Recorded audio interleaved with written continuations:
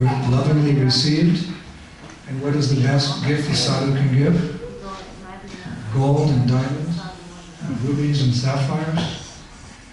Well, I hope not, because the sadhus are not supposed to possess those things. The best thing we can give is knowledge which can free us from the anxiety and suffering. So the three of us are very happy to come here and exchange in this way with all of you here in Zagreb, Croatia. We particularly noted upon our arrival how beautiful is your deity worship. The secret to success in every temple is not necessarily fine management, which is, or the ability to collect large sums of money to make everything successful. Everything will be successful if the deity is worshipped nicely. In Kalasamvara, my godbrother from Auckland, New Zealand, he realized this many years ago, that they have beautiful deities of Radha Giridhara. And under Kalasamvara's expert guidance, he loves deity worship. He just makes sure that the deities are nicely taken care of. This is a secret, an open secret actually, that if we take care of Krishna nicely, Krishna will take care of us. Yoga Kshamam Vahamyaham, Krishna says. For my devotee means he's devoted to the Lord. The Lord's interest comes first.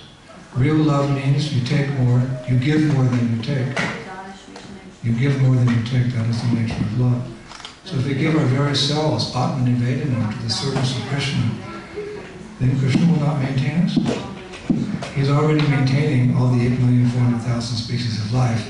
The ant gets her 1 grain of sugar a day. The elephant gets 1/10 of hay. They're not going to the factory. They're not working 9 hours a day. It's an arrangement of the Lord. So no devotee should hesitate to surrender to Krishna, because surely Krishna will maintain, especially his devotee. So this is the secret of temple management, how to make everything pucka, how to make everyone happy, and how to make everything prosperous. You take nice care of your deities. And from my last visit, actually I was trying to remember, it was some years ago, but this was still more or less a kind of a shell, if I remember correctly. There was concrete floors and there was nothing here. So then we walked in and like, wow, that's a nice surprise, but it's not a nice surprise. If we serve Krishna nicely, then we'll become prosperous. Materially, but we won't become intoxicated with that wealth. We'll use it for Krishna's service. And spiritually, all the devotees will develop nice transcendental qualities. Tatikshava Karnika Shrutinam Shavadeinam Achita Shatavashanta Sharava Shatabhushanaha. Due to the process of purification, as a result of service to Guru and Gauranga, all the good qualities that are lying dormant in the heart, because the soul is just full of good qualities, they become manifest. So not only is everything very nicely clean and organized, but you're smiling, you're dancing. Your best dancer is 2 years old. She goes like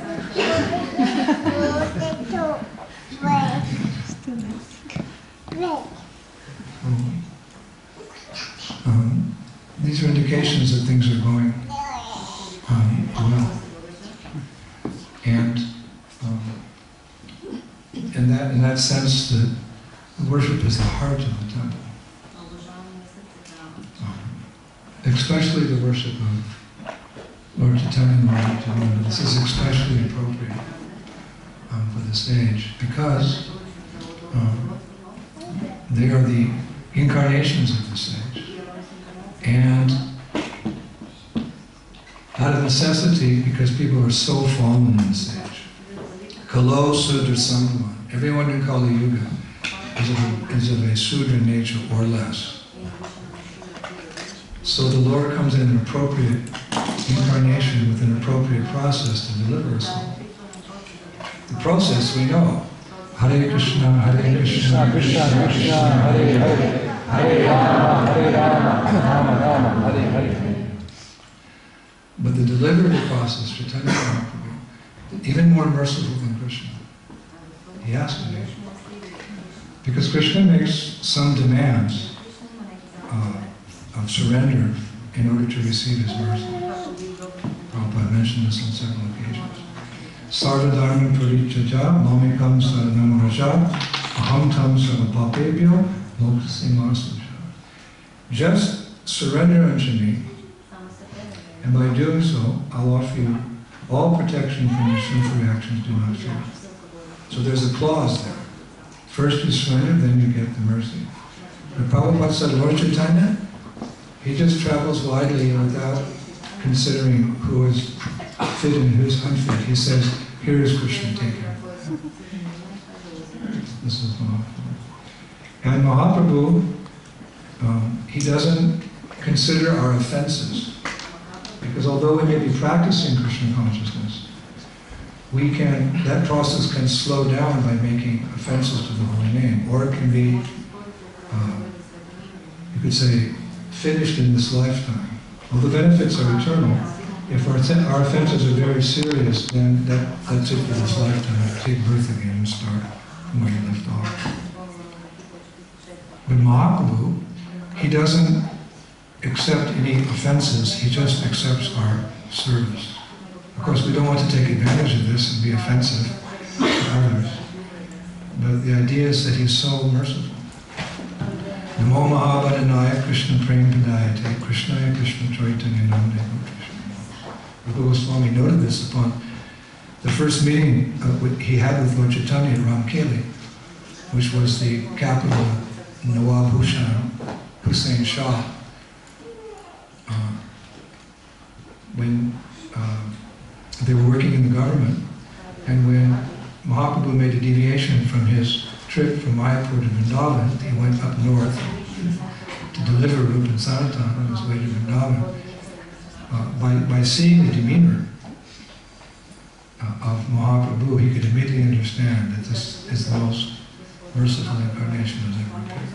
And how many incarnations are there? Te chamsa kulo pungsha Krishnashtu Bhagavan Swayam Indriya Vyakalamukam Vidayute Juge Juge. Bhagavatam says all the above mentioned incarnations are either plenary portions or portions of the plenary portions. But Krishnashtu Bhagavan Swayam, Krishna is the original source of all these incarnations. Prabhupada comments in the purport, these incarnations are as numerous as the waves in the ocean. Now here in Croatia you have lots of ocean. People have tried to steal your ocean from you, fight for your ocean. You stood up for your rights, and you have the Dalmatian coast and split in all these beautiful towns and villages and beaches. You sit on the beach and you count the waves. You know, the most sophisticated, most intelligent person will give up after a time. That's how many incarnations are, and these incarnations appear in various species of life, not only human species. The Lord is so kind. But out of all of them, and we're not so interested because we are Gaura Bhaktas. You could say we're not even Krishna Bhaktas. Because without the mercy of Gaura, you can't have the mercy of Krishna. And without the mercy of Lord Nityananda, you cannot have the mercy of Lord Chaitanya. And how do we get the mercy of Lord Nityananda? You can't get the mercy of Lord Nityananda unless you go out and preach to the Jagaya Maharaj. That's all it is. So he's come here on his own accord. We may think, oh, the temple president had an idea, we'll build a temple, we'll install the deities. I guess we'll worship Lord Nitai. It was the idea of the president. No. Tesham satadayutanam bhajatam pratipurvikam dadami buddhiyogamtam yenamam upayanti te, Krishna says. To those that serve me with love and devotion, I give the intelligence by which they can come to me. These things are the will of the Lord, and he expresses that will through the devotee. He gives the devotee the intelligence. Which deity shall we install? Install me as Nitai. We're just paraphrasing, but nothing happens by chance. Not a blade of grass moves without the will of the Lord. So you have the most appropriate deities for Kali Yuga. And you worship them where they should be worshipped? Nicely in the temple, because everyone can congregate here and worship. Sometimes devotees want their private deities. That may be okay if they're chanting good japa and their japa is not interrupted by the worship of a personal deity in the morning.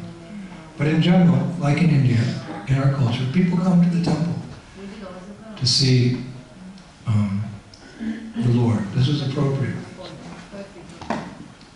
Together we can come and worship the Lord as a congregation by chanting Hare Krishna, Hare Krishna, Krishna Krishna, Hare Hare, Hare Rama, Hare Rama, Rama Rama, Hare Hare. This is the best worship of Gaura Nitai Kirtan. Even if you've got the most bhakta pujari with the best dresses, the finest food, actually the most important element of deity worship is the chanting of the Hare Krishna mantra. Prabhupada stated that. And what type of chanting? Krishna Varnam Tusha Krishnam Shanga Pangashu Parshadam Yagnai Sankirtan Paya Janti Shumera Shama. Mahaprabhu appeared to introduce this type of kirtan, not just bhajan or singing while you're cooking, congregational chanting, where people come together in a big group and chant very loudly. Because you're more inclined to be successful if you make a group appeal to an important man than if you come before an individual. If you go to the city hall to meet the mayor because you're concerned about the garbage in town, who are you? But if you come with a big crowd of people, Mahaprabhu introduced Prabhupada, said the first act of civil disobedience. The Nawab, Hussain Shah, forbid the kirtan. So Mahaprabhu, he demonstrated. He got all of his followers and more together, and with torchlights, they proceeded towards the palace of the king. And this tumultuous kirtan caused fear into the heart of the Qazi, of the Qazi. And the Qazi repented as a result and allowed the Sankirtan movement to go on. So that it's more valuable to approach the Lord through the process of congregational chanting in this age than it is to do a solitary bhajan at Radha. Sometimes devotees leave ISKCON. They become infatuated with the Babajis at Radha, and Prabhupada warned us time and time again about that. I remember, I couldn't understand why he was talking about it. Now I do. Because the Babajis have a different line, a different philosophy. Siddhadeha, you're introduced to your eternal service to Krishna at the moment of your first initiation, and you meditate on that service. But Prabhupada said, we're not ready for that. We're still struggling with sex desire. We're still struggling with greed, lust, and anger. Why should we know these things? It's too early to take it cheaply. So Prabhupada didn't want that. Not to say there's not sincere Babajis out there, but one time Bhaktivedanta Saraswati, after a long Kartik Parikrama, he said, I walked the length and breadth of Vrindavan. I have not seen one genuine sadhu. He was very strict. That's not to say we don't want to criticize. It's better to, when you point your finger at somebody, you're pointing three fingers at yourself, so you have to be careful. But that type of solitary bhajan is not recommended in this age because our minds are too contaminated and too restless. We can be chanting and thinking of something else, but if there's loud kirtan of the holy name, how do you think of sex? Who thinks of sex desire in the middle of a raging kirtan? We don't. But anger, greed, these things don't appear. The holy name is meant to be chanted very loudly. Mahaprabhu asked Haridas Thakur, how will even the immovable living entities be delivered? And Haridas Thakur answered on behalf of the Lord, my dear Lord, even the plants and trees that you move, they can be delivered by the loud chanting of Hare Krishna, Hare Krishna, Krishna Krishna, Hare Hare, Hare Rama, Hare Rama, Rama Rama, Hare Hare. Of course, Prabhupada said that the most important instruction of the Guru is to chant 16 rounds a day. That's perfect. But it can be perfect, more perfect, and most perfect. Like Dwarka is perfect, but the mood of Mathura is embellished a little with Madhurya Ras. It's not just the mood of master and servant like in Dwarka. That's more perfect. And most perfect is the love of the gopis in Vrindavan, who Even they're everything to Krishna, even their reputations to please the Lord. That's most of it. So japa can be perfect, temple kirtans can be more perfect, but going on the street with kirtan or festivals or book distribution or restaurants or namahara, that's the most perfect. That's the most perfect. And that's the best worship of the Lord. And in that sense you could say that the real temple's on the street corner. Because that's where we're fulfilling the will of the Lord. You see our devotees all over the world. Sometimes it's a very beautiful kirtan party. We were in St. Petersburg some months ago, and I remember driving down the street, and there was this one brahmachari, kind of tattered clothes, sitting down in a corner of a street attached to the main street, you know, playing the harmonium off key. I think, oh my God. And I still think like that. Nevertheless, the holy name is all powerful. Somehow the people get purified. There's lots of people. There's a song when I was young. Down on the corner, down on the street, Willie and the old boy was playing a song that can't be beat. What can't be beat is Hare Krishna, Hare Krishna, Krishna Krishna, Hare Hare, Hare Rama, Hare Rama, Rama Rama, Hare Hare. Although we should try to present it as best we can, so that people are attracted. So in that sense, the temple of the streets are our temple. That's where we worship the Lord with the most intensity, serving His Sankirtan mission. There's no deities on the street, but there's the order of the Lord. Whomever you meet, wherever you go, whomever you meet, you instruct them in the science of Krishna consciousness. And by serving that order of the Lord, we become Krishna conscious. I once wrote Prabhupada. I wrote him in 1974. I had a traveling Sankirtan party, a group of 6 brahmacharis. And we all lived in a Volkswagen van, orange Volkswagen van. We built a platform inside the van, and we kept our books underneath, and we did all our cooking and eating and sleeping, everything but passing. And at nighttime we were so tight together that if one boy turned over, everyone would turn. So we were doing lots and lots of books, and I thought that this is to our credit, you know. So I wrote to Prabhupada how successful our Sankirtan party was, and he wrote back to our temple president. I've received news from some of your men that they are conquering the world with book distribution. I was like, wow. Even though I didn't get a letter, I was thinking, wow, Prabhupada's recognized their service. But then a letter came for me, and Prabhupada, I'd written to Prabhupada that I wanted to worship Gaura Nitai deities in Japan, because I thought it would inspire us to our book distribution.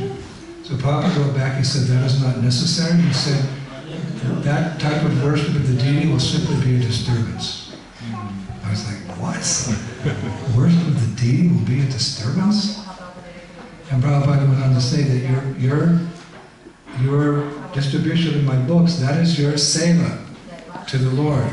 He said, you focus on that service, there's no need for worshiping the deity. You just do your service and advance and go back to God.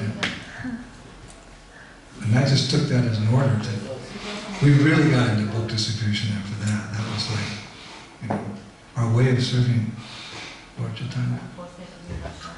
When we come back to the temple, we'd be very happy to see Gaura Nitai. Some years later, Prabhupada was still present. I had this desire to worship Lord in Sringade. So as the years went on, it became more difficult to approach Prabhupada. Because Prabhupada became he was the Acharya, and you know, only the GBC, the sannyasis could really have darshan with Prabhupada. But it didn't matter because we were serving Prabhupada's Vani.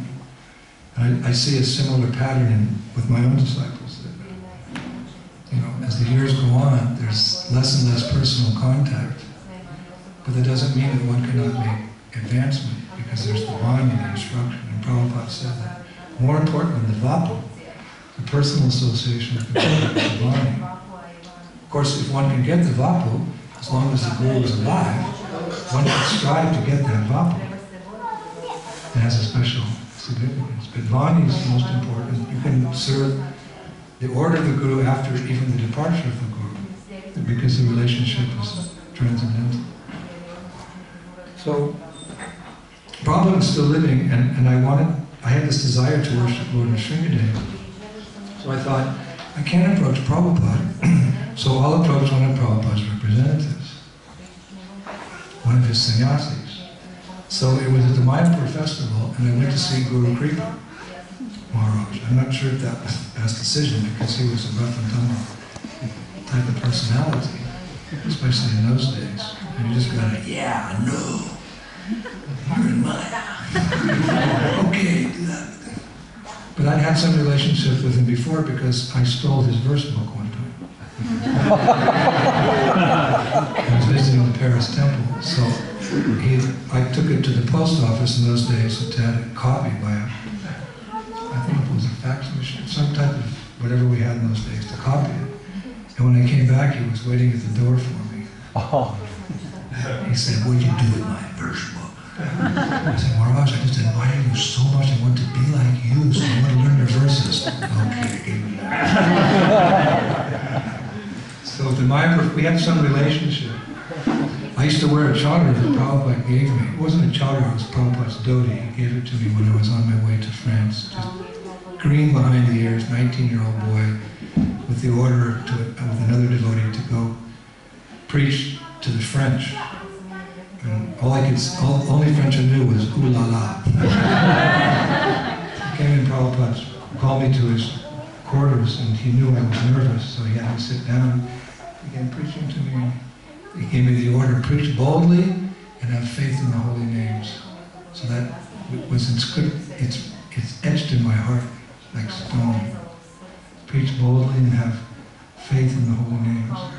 And then Prabhupada reached in his drawer and he pulled out a dhoti and he gave me one of his dhotis. He could have given me $1 million. It wouldn't equal the gift that he gave me in the form of a dhoti. And he said a gift from a Vaishnava is a very special thing.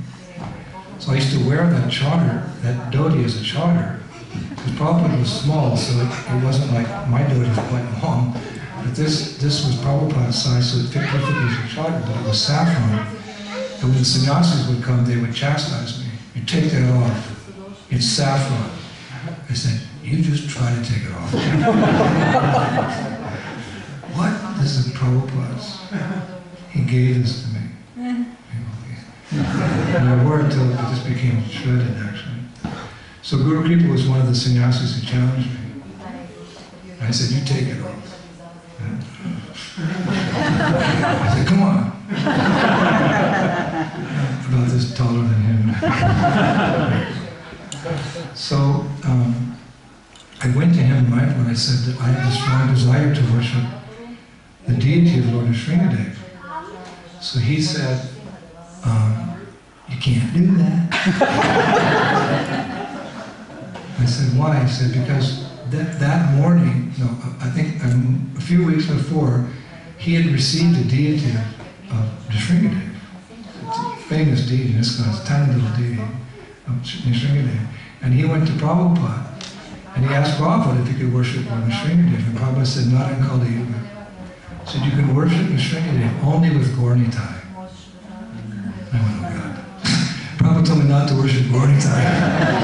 No, I can't worship Lord Nrsimhadev because I have to worship him with Gaura Nitai. And then Prabhupada said, because Nrsimhadev is very angry. He explained Nrsimhadev is Ugra when he's killing Hiranyakashipu. He's half pacified when he's with Lakshmi. And he's fully, somewhat pacified, he said, when he's with Prahlad. He said, but even then, he said, he's so angry that we have to be very, very careful when we do puja to Nrsimhadev. This is Prabhupada's story. Nowadays, everyone's got their little deity of Nrsimhadev. Sringadeva. This is Prabhupada's Gauravacharya. He said no. He said Sringadeva is too angry. That's why they always cover him with sandalwood paste to keep him cool down, Simachan and worship.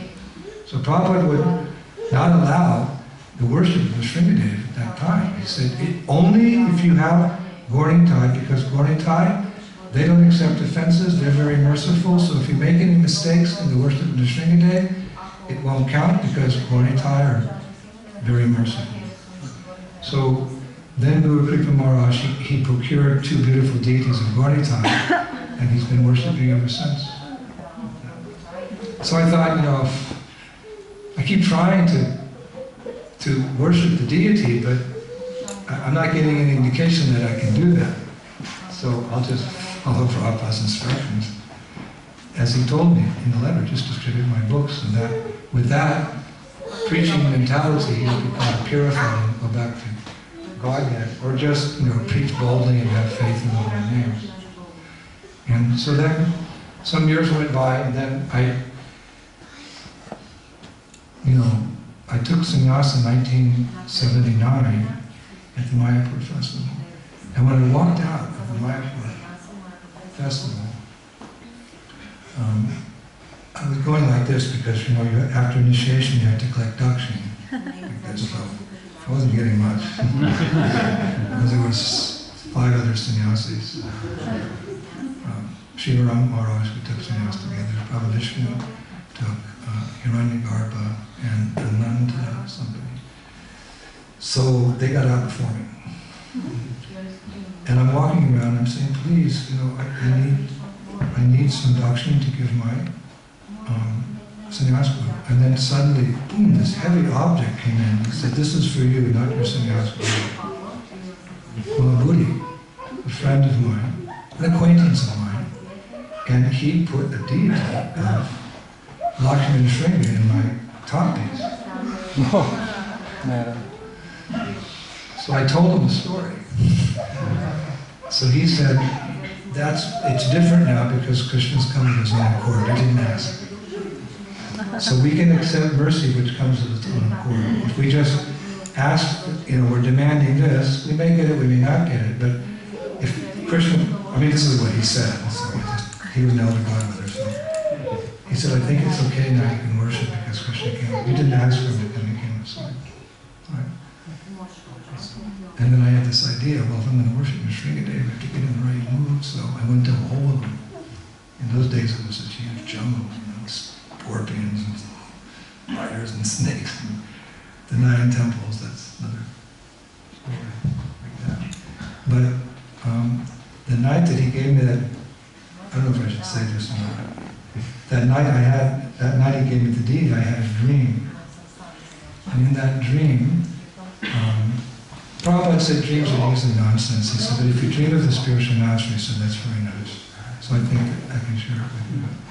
That night I had a dream that I was walking down a path in an area like Navadvip, Mayapur, and someone said, Prabhupada's coming, Prabhupada's coming.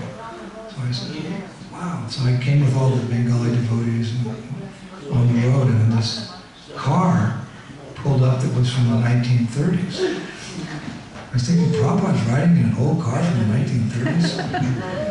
So the Bengali boys opened the door, and out in my dream, out stepped Srila Bhaktisiddhanta Saraswati. They were dressing him as Prabhupada.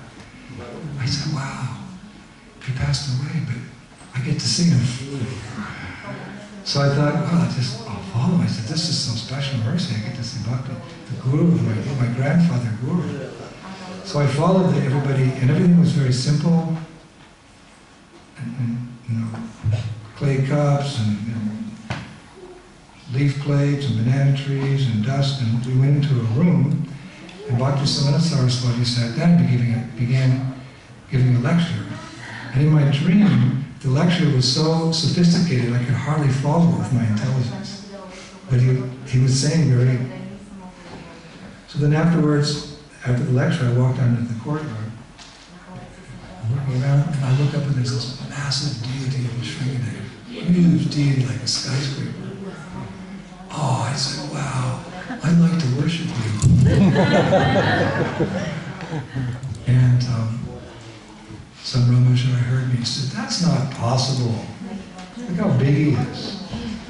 So then, Hare Krishna, I turned around, Bhaktisiddhanta Saraswati. This is a dream. Bhakti Saraswati was there. He said, you would like to worship Nrsimhadev? I said, yes, Param Guru, the Guru of my Guru. I'd like so. That huge deity became into Bhaktisiddhanta Saraswati Thakur's hands and he gave it to me so you can worship. So I said, wow. He said, but you have to understand. I said, how did that big deity become so small? He said, it's a question of faith. If you have faith, Krishna will reciprocate with you. And everything. I woke up and I thought, okay. Now, I went to look for that deity. Did I really get that deity yesterday? So yoga kshema mahamya. If we serve Krishna to the best of our ability, then Krishna will reciprocate and he'll fulfill our spiritual desires.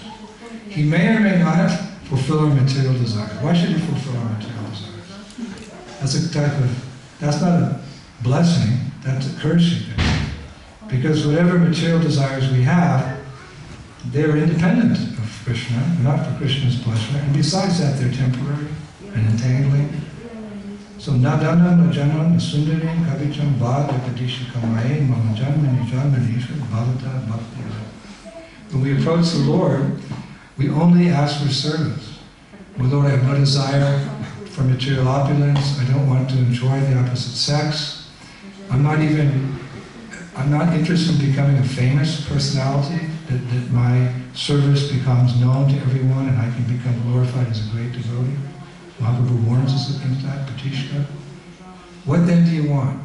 I only want your causeless devotional service in my life, birth after birth. That's the real desire of our heart. And yayat masha prashidati, savai pumsham paradamo, yatta bhakta radoksaje, ahitakya patiyata, yayat masha prashidati. Bhagavatam says, the supreme occupation for all mankind is that by which we can attain to the loving devotional service to the Lord. But such,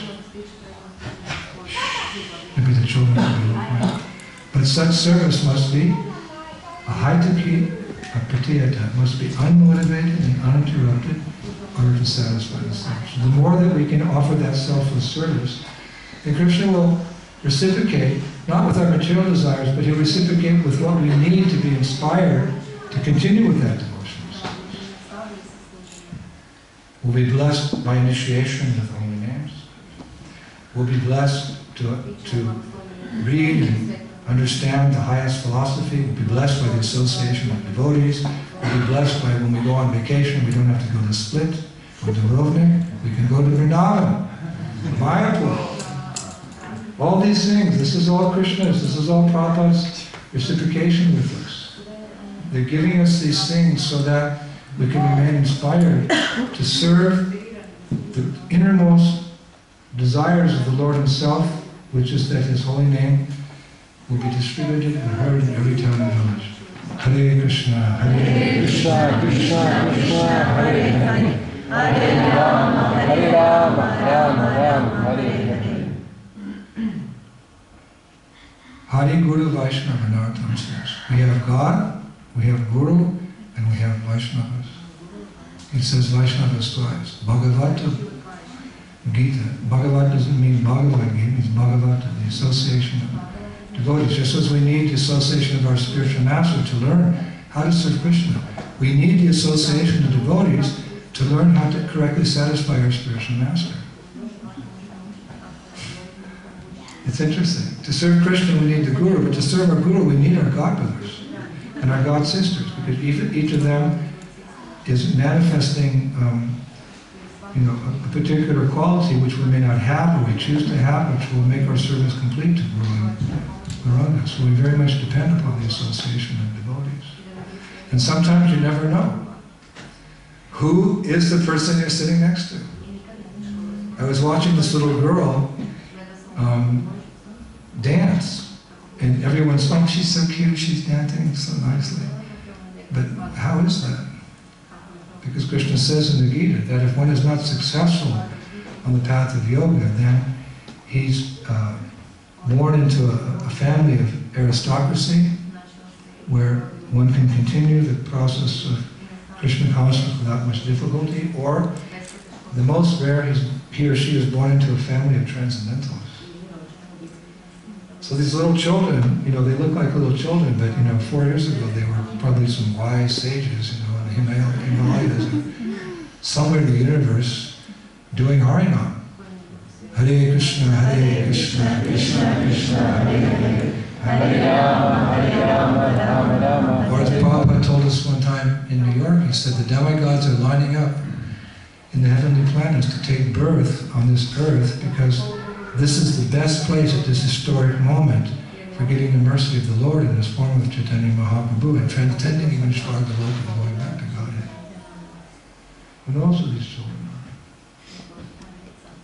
are? The little girl was dancing. In my mind, I was offering her respects. The other day, we were in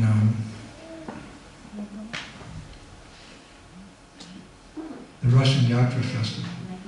And I came out of the tent, and one 9-year-old girl approached me with tears in her eyes. Guru Maharaj, I finally found you again. What do you mean, found me again?